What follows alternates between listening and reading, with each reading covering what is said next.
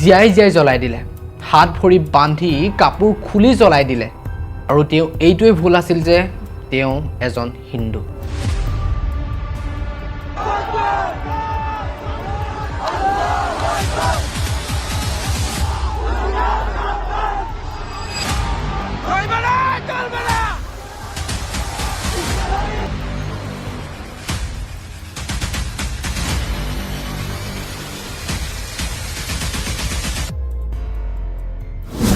Depot Das বাংলাদেশৰ ভলুকাত কৰ্মসূত্ৰে আছিল আৰু এটা ফেক্টৰীত কাম কৰি আছিল।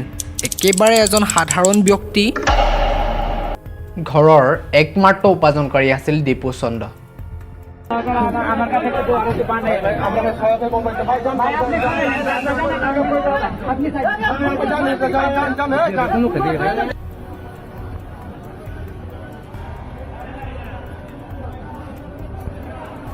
ধৰ্মৰ ওপৰত কথা কোৱাৰ কাৰণেই তেখেতক গুৰুলা গুৰুলকৈ মাৰিলে। সেই প্ৰহাৰত তেখেতৰ মৃত্যু হ'ল।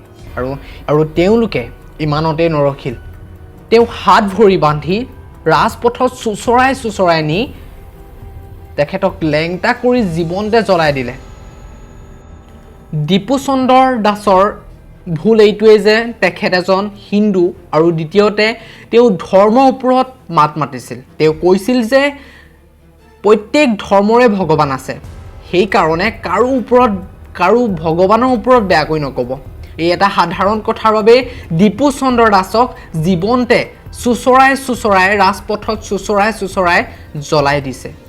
তেওঁলোকে অকল এজন হিন্দুক জ্বলাই দিয়া নাই, গোটেই হিন্দু ধৰ্মৰ লোকসকলক জ্বলাই দিছে।